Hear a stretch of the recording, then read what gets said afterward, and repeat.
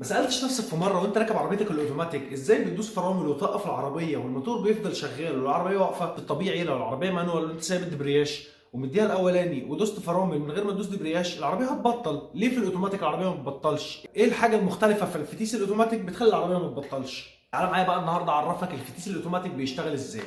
مبدئيا حابب اقول لك ان المكنه بتاعت العربيه متوصله بالفتيس الاوتوماتيك من غير اي توصيل ميكانيكي، يعني مفيش اي حاجه ميكانيكيه موصلاهم ببعض. ايه يا عم الهبل اللي انت بتقوله ده؟ ازاي مش متوصلين ببعض باي حاجه ميكانيكيه؟ امال بيلفوا ازاي؟ تعال اوريك دلوقتي تجربه عمليه تاكد لك ان العربيه بتبقى متوصله بالفتيس من غير اي توصيل ميكانيكي. هنفترض دلوقتي ان العربيه الموتور بتاعها هو المروحه دي، وان الفتيس او الكاوتش متوصل بالمروحه دي. ازاي الاثنين هيقدروا ان هم يجمعوا القوه من بعض؟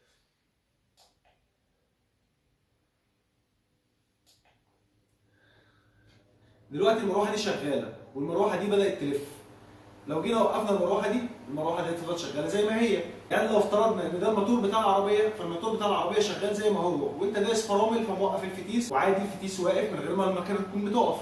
بس لو سبت الفرامل وبدات ان انت تسيب رجلك مع دواسه الفرامل هتبدا ان العربيه تتحرك، فالمروحه الثانيه تبدا تشتغل. لو دوست فرامل تاني هتقف بس من غير ما المروحه دي ان هي تقف. جربنا ان احنا نزود السرعه دي كمان بتزيد. دلوقتي الاثنين شغالين، دي مش متوصله اصلا بالكهرباء ودي هي بس اللي شغاله. ولو فكرنا ان احنا نوقف دي بقت سريعه فصعب انها تقف. ولو وقفنا دي هتفضل شغاله زي ما هي.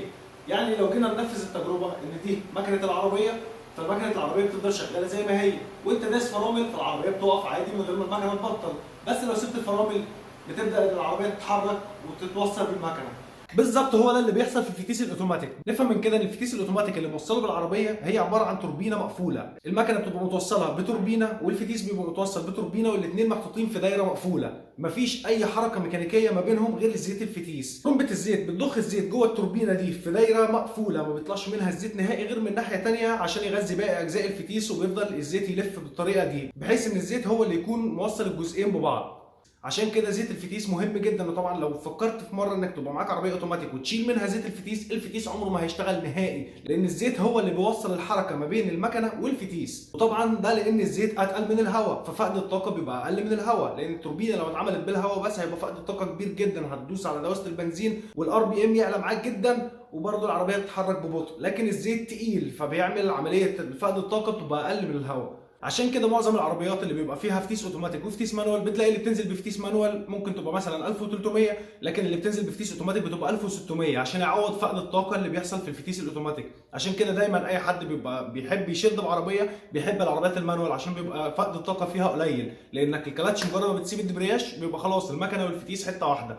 ولكن الفتيس الاوتوماتيك بيبقى فيه فقد في الطاقه، عشان كده دايما المكن الاوتوماتيك بيبقى اكبر من المكن المانوال لو في نفس الموديل. ما تنساش بقى تعمل لايك للفيديو ومتابعه عشان اللي جاي اقوى.